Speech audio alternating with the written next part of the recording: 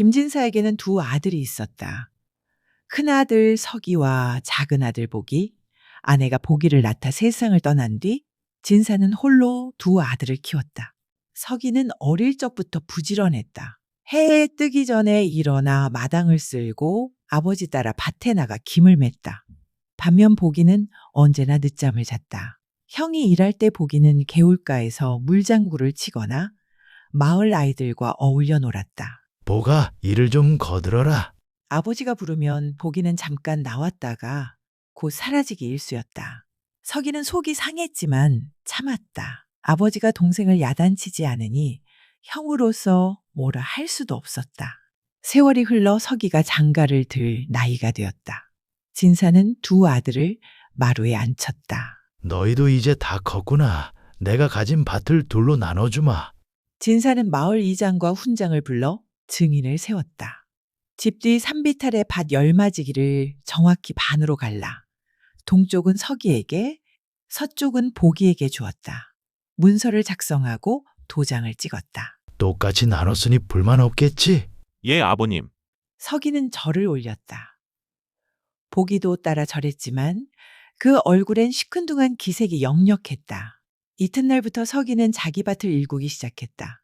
돌을 골라내고 거름을 주고 고랑을 냈다. 봄에는 보리를, 가을에는 매미를 심었다. 반면 복이의 밭은 그대로였다. 잡초가 무릎까지 자라고 돌무더기는 그대로였다. 복아, 밭 좀 갈아야 하지 않겠냐? 아버지가 물었다. 예, 곧 하겠습니다. 하지만 복이는 움직이지 않았다. 친구들과 주막에 가서 술을 마시고 장날이면 노름판을 기웃거렸다. 진사가 준 농기구는 헛간 구석에서 녹이 슬었다. 3년이 흘렀다. 서기의 밭은 해마다 좋은 곡식을 냈다. 서기는 그 곡식을 팔아 장가를 들었고 이듬해 아들을 낳았다. 밭에서 나는 수확으로 식구들 입에 풀칠을 했다.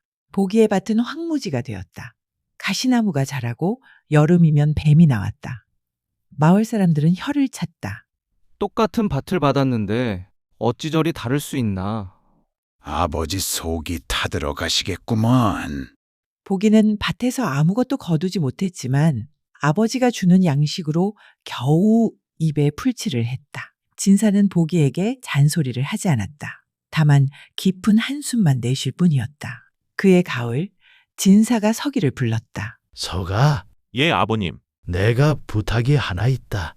진사의 목소리는 무거웠다. 내 동생 밭을 내가 함께 돌봐주었으면 한다. 서기는 귀를 의심했다. 아버님, 그게 무슨 말씀이십니까? 복이 밭이 젖골이니 내가 대신 읽어주거라. 그래야 그 아이가 굶지 않을 게 아니냐? 서기의 얼굴이 붉어졌다. 아버님, 그건 너무 부당하십니다. 제가 3년을 땀 흘려 일군 제 밭도 모자랄 판에 어찌 동생 밭까지 돌보란 말씀이십니까? 동생은 그간 무엇을 했습니까? 술 마시고 놀기만 했지 않습니까? 그래도 형제가 아니냐? 형제라고 해서 이런 식입니까?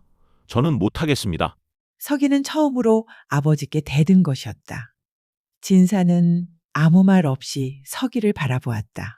그 눈빛엔 실망이 서려 있었다. 그래, 내 뜻이 그러하다면 어쩔 수 없구나. 서기는 마당을 나서며 분했다. 평생 효자로 살았건만 아버지는 자신의 노고는 몰라주고 게으른 동생만 감쌌다. 그 이듬해 봄부터 이상한 일이 시작되었다. 하늘에서 비가 내리지 않았다. 여름이 되어도 마찬가지였다. 개울물이 줄어들고 우물물이 바닥을 드러내기 시작했다. 가을이 되자 마을 곳곳에 우물이 말라버렸다. 이러다 큰일 나겠구려. 내년 농사는 어찌 짓는담? 서기네 우물도 말랐다. 서기는 물동이를 들고 이웃집을 찾아다녔지만 어디나 사정은 마찬가지였다.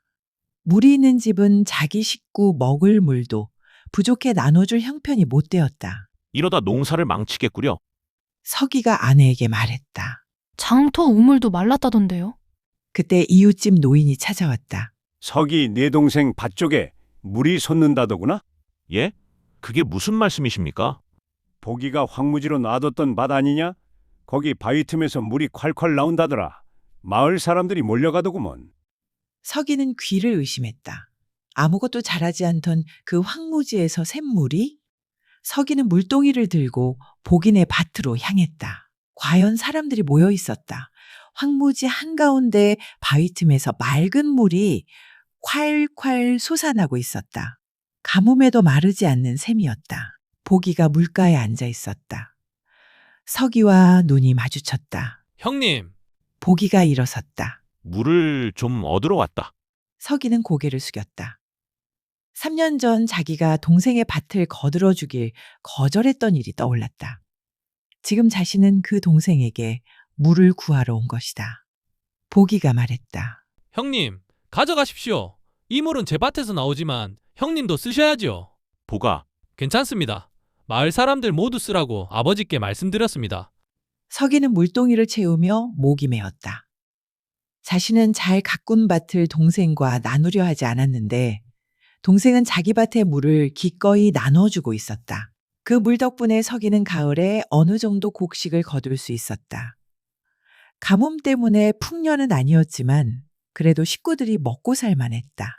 그 다음에 겨울이었다. 관아에서 포졸들이 마을에 들이닥쳤다. 올해 세금을 걷어야 하니 각 집에서 곡식을 내라. 관아에서는 흉년이든 풍년이든 정해진 세금을 걷었다. 마을 사람들은 쥐어짜듯 곡식을 내놓았다. 서기도 식구들 먹을 것을 아껴가며 세금을 냈다. 하지만 보기는 낼 것이 없었다. 밭을 버려뒀으니 수확한 곡식이 한 톨도 없었다. 세금을 못 내겠다니 그럼 관아로 끌고 가야겠구나. 포졸이 보기의 팔을 잡았다. 저는 밭을 버려둬서 거둔 게 없습니다. 그건 네 탓이지. 관아가 알 바 아니다. 못 내면 관아에서 곤장을 맞고 옥살이를 해야 한다. 보기가 질질 끌려가려는 순간 서기가 달려왔다. 잠깐만 기다리십시오. 네가 누구냐? 저 사람의 형입니다. 제가 동생 것까지 내겠습니다. 서기의 아내가 뒤따라왔다. 여보, 그러시면 우리 식구는 어찌 먹고 삽니까? 그래도 동생을 옥에 가둘 순 없소. 서기는 집으로 달려가 식구들이 겨울 동안 먹을 곡식을 꺼내왔다. 포졸에게 내밀었다. 이걸로 부족하면 제 밭이라도 가져가십시오. 포졸이 곡식을 받아들고 돌아갔다. 보기가 형 앞에 무릎을 꿇었다. 형님, 죄송합니다. 제가 밭을 읽었어야 했는데. 보기가 눈물을 흘렸다.